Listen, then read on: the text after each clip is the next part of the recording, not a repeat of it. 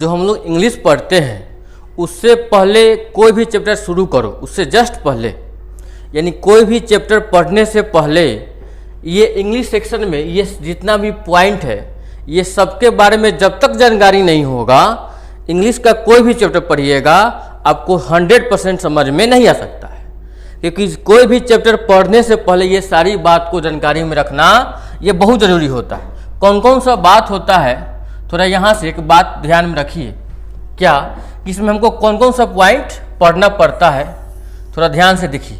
जैसे यहाँ पे दिया गया है क्या कि basic of English grammar for all chapters, यानी जो इंग्लिश ग्रामर होता है उसमें बेसिक बातें क्या क्या पढ़ना है ये सब जो है सेक्शन के लिए, यानी ऑल चैप्टर्स कोई भी चैप्टर शुरू करने से पहले ये सारी बातें को जानकारी में रखना बहुत ज़रूरी है। कौन कौन सी बात है थोड़ा देखा जाए वन बाय वन करके। फर्स्ट में है आपका सब्जेक्ट वर्ब जो है कैसे सिंगुलर प्लूरल पहचानेंगे कि कौन सा सब्जेक्ट सिंगुलर है और कौन सा वर्ब आपका सिंगुलर होता है, कौन सा वर्ब प्लूरल होता है, कौन सा सब्जेक्ट सिंगुलर, कौन सा सब्जेक्ट प्लूरल, ये सारी बातें हम लोग वन बाय वन करके वीडियो नंबर 1 वीडियो नंबर 2 करके पढ़ाया है।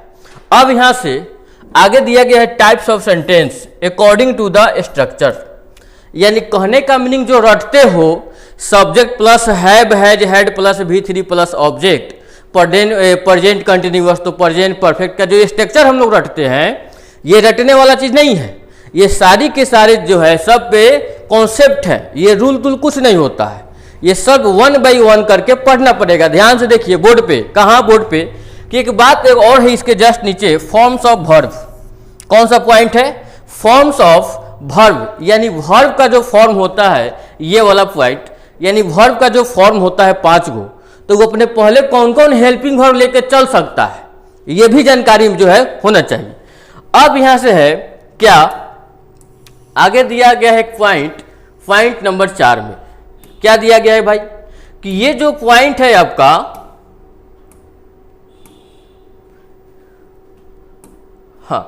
यहां से दिया गया है how to identify helping verb और मेन वर्ब, यानी जो 4 नंबर में है कैसे पहचानेंगे कि हेल्पिंग वर्ब है, क्योंकि हेल्पिंग वर्ब ही मेन वर्ब बन जाता है। कैसे पहचाना जाएगा कि मेन वर्ब है, कैसे पहचानेंगे कि सपोर्टिंग वर्ब है, ये जानकारी होना बहुत जरूरी है। अब यहां से एक पॉइंट है next how to identify V1 V2 V3 V4 V5, यानी कहने का मीनिंग कि जब वर्ब सेम रहता है जैसे प्लेड है PLAYED, ये V2 भी बनता है और V3 भी बनता है, तो कैसे पहचाना जाएगा कब V1 है, कब V2 है, कब V3 है, ये सब जो है कंफ्यूजन होता है। तो ये सब पॉइंट पहले आपको बेसिक में कंप्लीट करना पड़ेगा।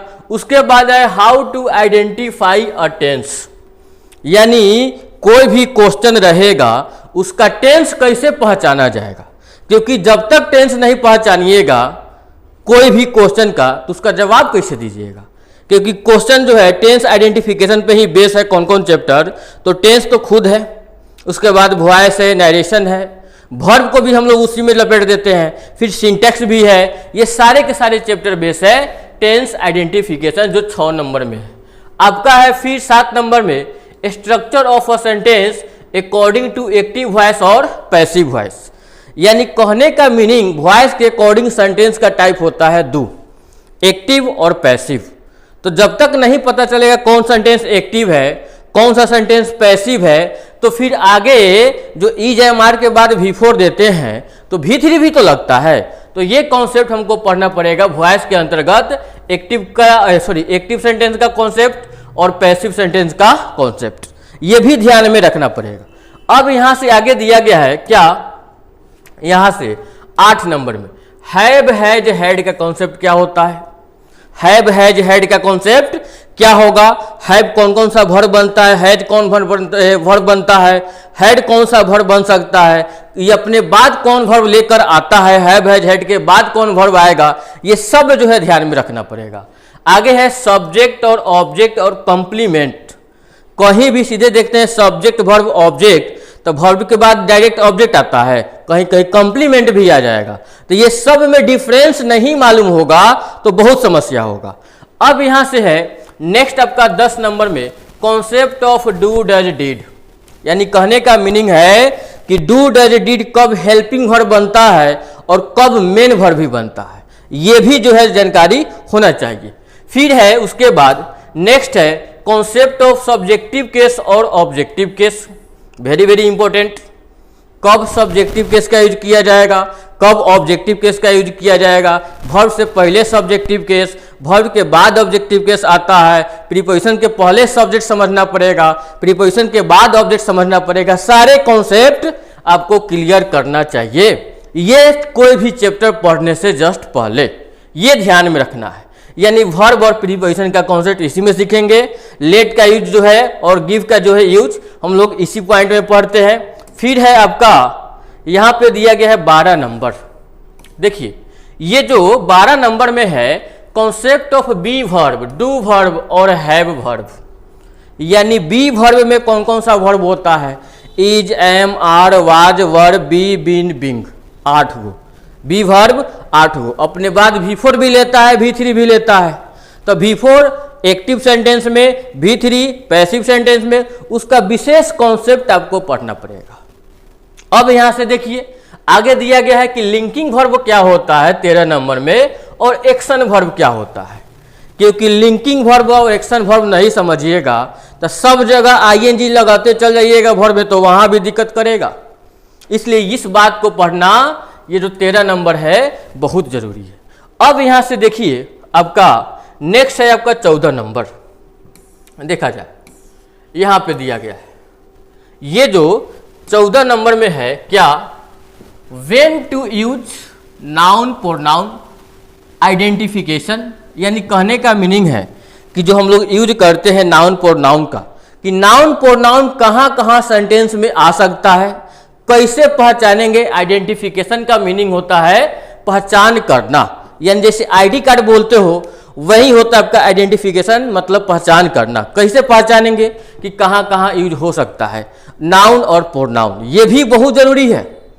क्योंकि सब्जेक्ट को ऑब्जेक्ट, ऑब्जेक्ट के सब्जेक्ट करते हो वॉइस में, तो जब सब्जेक्ट ऑब्जेक्ट पता नहीं चलेगा तो कैसे कीजिएगा, तो ये सब जानकारी होना चाहिए। नेक्स्ट है आपका 15 नंबर में कंसेप्ट ऑफ एडजेक्टिव, आर्टिकल और डिटरमाइनर। कितना वर्ड है ना कि एडजेक्टिव भी बनता है, डिटरमाइनर भी बनता है। तो डिटरमाइनर कब पहचानेंगे, एडजेक्टिव कब पहचानेंगे, आर्टिकल कब पहचाना जाएगा, ये तीनों के बाद नाउन आता है कि कौन सा वर्ड आएगा, ये सब आपको ध्यान में रखना पड़ेगा। और सबको जब तक ये सब नहीं जानेंगे तो कोई चैप्टर कैसे स्टार्ट किया जाए तो आप समझ लीजिएगा। इसलिए इस सब बात को पढ़ना बहुत जरूरी है। अब यहाँ से नेक्स्ट है यानी कॉन्सेप्ट ऑफ एडजेक्टिव और एडवर्ब। कितना वर्ड है जो एडजेक्टिव भी है, एडवर्ब भी है। एडजेक्टिव में ly ऐड करते हैं, एडवर्ब बन जाता है। ये सब बात को बारीकी से समझना पड़ेगा, नहीं तो चैप्टर में आएगा एग्जाम्पल, कहिएगा ये एडजेक्टिव है, ये एडवर्ब है, तो मुंह बा दीजिएगा। इसलिए इस बात को समझना बहुत जरूरी है। फिर है 17 नंबर में क्या, एंड नॉट, और with, along with, together with, without, between, both, as well as much as, ये सब का यूज आपको पढ़ना पड़ेगा। कब सब्जेक्ट आएगा, कब ऑब्जेक्ट आएगा, वर्ब किसके अकॉर्डिंग चलेगा, ये सारे नॉलेज बहुत जरूरी है। तब ना कहते हैं ग्रामर रटना नहीं है, ग्रामर एक एक बात को समझना होता है। हम लोग को बचपन में रटवाया गया था, लेकिन आप लोगों को जो है रटवाना नहीं है हमको। ये सब एक एक कॉन्सेप्ट को हमको बारीकी से समझना पड़ेगा। अब यहां से है 18 नंबर में क्या, how to make positive, negative, interrogative sentence, यानी कहने का मीनिंग है। यहां से देखिए 1 मिनट